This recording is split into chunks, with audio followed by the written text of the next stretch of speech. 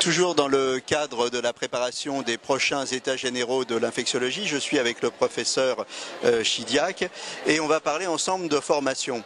Alors, la formation, pourquoi la réformer ?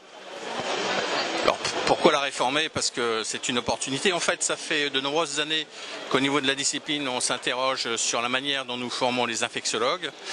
L'infectiologie est une discipline très dynamique et paradoxalement, contrairement à quasiment l'ensemble des autres pays européens, cette discipline n'est pas reconnue en France par le Conseil de l'Ordre puisqu'elle découle d'un desk non qualifiant.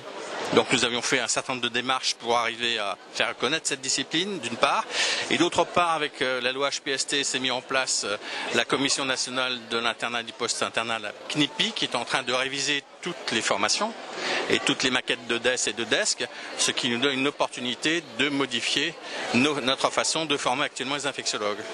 Alors, il y a un problème de reconnaissance, mais ce n'est pas le seul. L'infectiologie évolue très vite au niveau scientifique et là aussi, il y a un vrai besoin de formation très pointue au niveau de cette discipline. Alors effectivement, le problème de reconnaissance est un problème important, mais il n'est pas dominant. On voit bien que le monde infectieux évolue de façon importante, avec soit l'apparition de maladies émergentes, qui il y a plus de 30 ans pouvaient penser à l'arrivée du sida, qui avait prévu que nous aurions une épidémie de chikungunya, qui connaissait la grippe H5N1 telle qu'elle sévit en épizootie toujours en Asie, qui savait qu'en avril dernier nous aurions la pandémie de H1N1. En permanence, le monde infectieux bouge. Nous sommes confrontés par ailleurs aux épidémies en Amérique du Nord avec des staphylocoques aureus résistants à la méticilline. Il y a des épidémies ou des cas d'entérocoques résistants à la vancomycine. Donc nous avons des pathologies émergentes, des pathologies réémergentes et il est très important qu'il y ait des spécialistes qui soient capables le plus rapidement possible de reconnaître ces pathologies et d'appliquer les conduites à tenir qui sont connues en termes de confinement et d'isolement pour éviter la propagation très vite, très rapide. Parmi les pathologies réémergentes, le changement climatique va jouer un rôle aussi. Alors le changement climatique ne peut que jouer un rôle, il n'est pas connu encore, mais c'est sûr que si vous modifiez les températures, l'hygrométrie des écosystèmes, eh bien vous favorisez le développement ou la migration de pathogènes dans des lieux où il n'y en avait pas avant. Alors quels vont être les avantages de cette nouvelle formation ?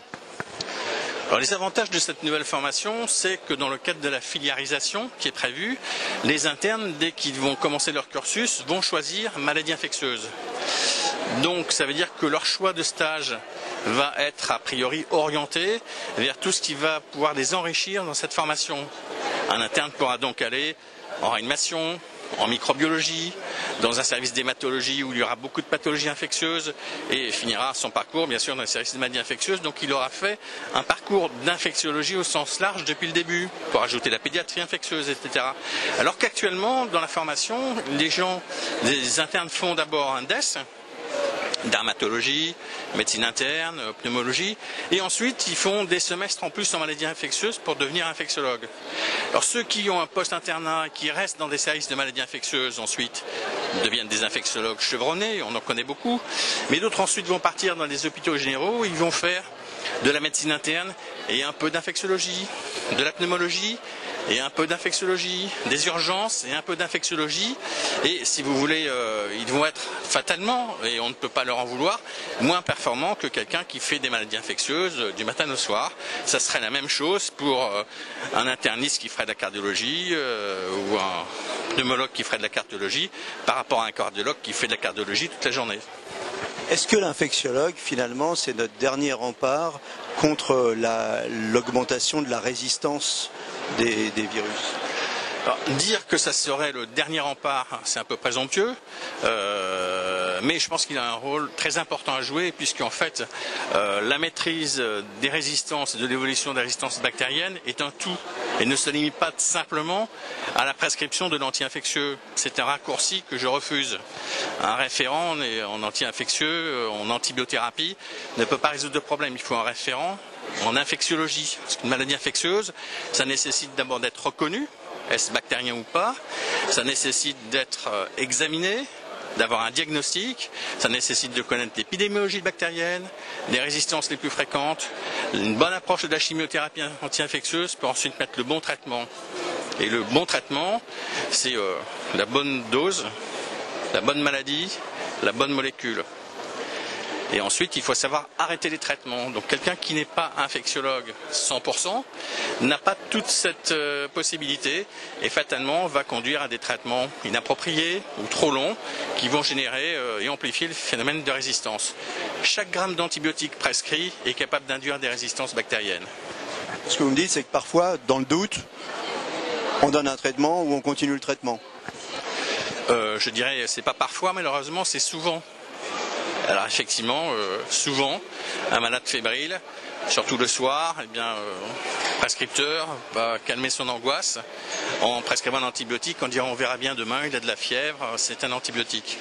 Et il y a des études qui ont parfaitement montré que lorsque la prise en charge se fait par un infectiologue, eh bien, il y a davantage de chances qu'un antibiotique ne soit pas prescrit, justement, parce qu'il saura mieux faire la différence entre patients vraiment urgents ou non urgents, ou une suspicion, une forte présomption de maladie bactérienne ou non. De la même façon, seul un infectiologue senior, et des études l'ont montré, publiées, sont capables, entre guillemets, d'arrêter un traitement antibiotique lorsque celui-ci est inadéquat ou inadapté. Ce qui n'est pas le cas d'un prescripteur junior qui, par crainte de mal faire, eh bien, laissera le traitement. Alors c'est vrai qu'à titre individuel, le patient ne s'en portera pas plus mal. Mais par contre, au niveau de la pression écologique, ce n'est pas très bon. Chaque gramme prescrit génère des résistances. Et dans un monde où la recherche au niveau des anti-infectieux est en perte de vitesse, en particulier pour les antibiotiques, il faut que nous apprenions à gérer les quelques antibiotiques qui nous restent et ne pas les gaspiller. En 2 mots, et pour conclure, comment vous définiriez l'infectiologue? L'infectiologue, c'est avant tout un médecin clinicien, qui a des compétences dans les différents domaines qui ont trait à l'infectiologie, c'est-à-dire la clinique, bien sûr, connaît les maladies, des connaissances épidémiologiques, la répartition des maladies, il connaît les bactéries qui sont affectées à chaque type de pathologie. Les bactéries qui donnent des pyélonéphrite ne sont pas les mêmes que celles qui donnent des infections ostéo-articulaires ou des méningites, par exemple. Et il connaît également le niveau de profil de sensibilité des bactéries dans le pays, la ville, la région ou l'hôpital où il travaille. Comme en plus, il a une très bonne connaissance de la chimiothérapie anti-infectieuse, il connaît les doses, il connaît les antibiotiques qu'il faut associer, les situations où il faut associer les antibiotiques. À mon avis, donc, c'est la meilleure personne pour gérer au mieux une pathologie infectieuse, surtout sévère.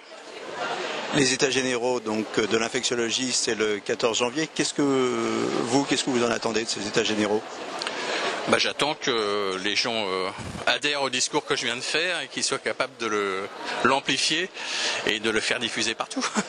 Donc, pour synthétiser, une reconnaissance de l'infectiologie et faire passer le message que plus d'infectiologues, c'est une utilisation plus fine et mieux ciblée des médicaments, ce que vous nous avez dit, et que c'est aussi très important dans l'organisation générale du système de santé de ne pas s'exonérer de recourir à des infectiologues. La reconnaissance, ça fait plusieurs fois que vous y revenez, ça n'est pas une question d'ego personnel. Je veux dire, à partir du moment où une spécialité est reconnue comme qualifiante, elle est nécessaire. Et au niveau des textes qui vont sortir pour l'organisation des soins, pour les hôpitaux, etc., eh bien, on dira, tiens, il faut un infectiologue. On ne peut pas demander à la spécialiste qui fait fonction d'infectiologue. Non, il faut un infectiologue, un vrai, entre guillemets.